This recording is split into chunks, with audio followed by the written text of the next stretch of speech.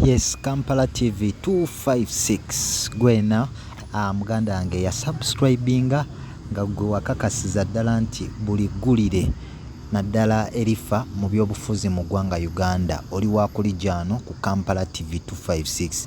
Muganda wange nno gwe wakola kyamaanyi nnyo era okusalawo ako wakola kwa mulembe nnyo ate gwe omupya atannaba kubeera nga osubscribinga nja kusaba osubscribinga awo ate awali akadaawo teweerabira okoonawo olw'ensonga nti kakuwa notification buli we wabeerawo eggulire naddala lye tubeera nga tuwaniseeyo ku channel yaffe eno eya Kampala TV 256. Okomentinga kikulu nnyo kuba kyongera okututegeeza endowooza yo na kigwe ky'osuubira naddala ku miramwa gye tubeera tuleeteese wano ku channel yaffe eno eya Kampala TV 256. Nenga amawulire agaliwo olunaku olwaleero njasooka nkujjukizeeko nti ojja kujjukira nti abataka oba bajjajjaffe ab'ebika bya Buganda basinkana omukulembeze w'eggwanga President Yoweri Kaguta Museveni.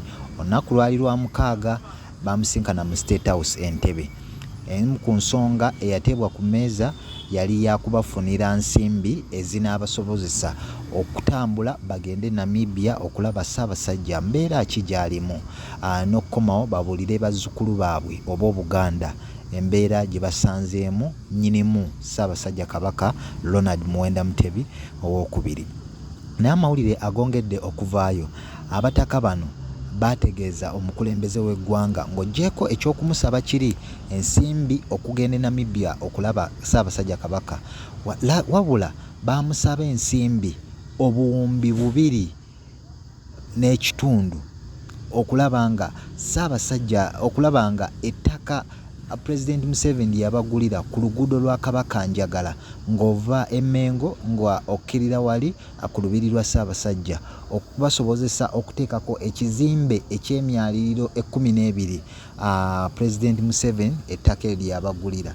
Wabula omukulembeze w'eggwanga yavaayo n'abategeeza nga kino bw'agenda okukikola naye nga akyalina byakyekenneenya. Ojja kujjukira nti gwe muganda nga ali ku Kampala TV 256 bukyanga Ssaabasajja Kabaka alwala kuba ojja kujjukira azze nga atawaanyizibwa obulwadde kuviira ddala mu 2019 awo. Ebintu bingi ebizze byetooloolera naddala mu Buganda.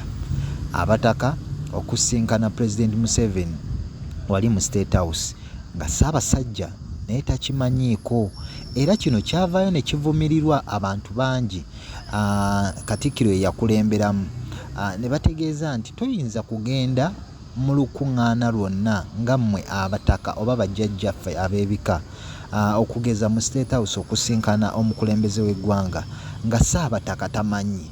Ssaabataka oyo ye Kabaka.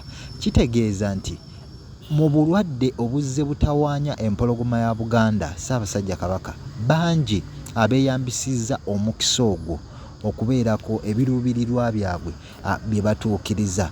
Kati abataka bano okugenda mu State House okusaba entambula eneebatuusa mu ggwanga lya Namibia baasabiddemu kwegaana ensimbi obuwumbi 2.5 okuzimba ekizimbe ku Kabaka Njagala. Ojja kujjukira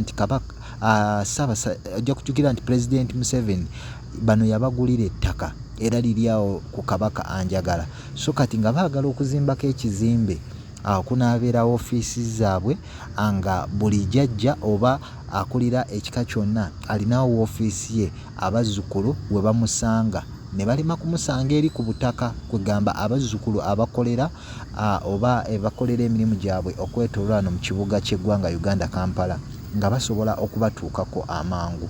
Naye kino bangi bavuddeyo ne bakivumirira naye nga tojja kwerabira nti omukyala amanyiddwa nga Joyce Nabbosa Ssebuggwawo ono nno ye yakulemberamu enteekateeka zonna ez'okubeera nga akulemberamu abataka bano okubatuusa ewa President Yoweri Kaguta Museveni okubeera nga babeerako bye bamusaba okubawa ne President okwogeramu nabo okubabuulira biki byalowooleza obwakabaka bwa Buganda yadde nga Ssaabasajja yali enteekateeka eno tagimanyiiko. So tulindiridde okulaba president kyeyabasuubiza abamu okwerondamu okubawa ssente abagende Namibia okulaba Ssaabasajja Kabaka oba anaakituukiriza, ate ne kino ekyokuvaayo abazimbire ekizimbe ku Kabakanjagala ku ttaka ly'abagulira oba anaasobola okuba nga akituukiriza. Era byonna wano Kampala TV 256 tujja kuba tubikutegeeza bulungi nnyo. Wabula gwe atanasubscribinga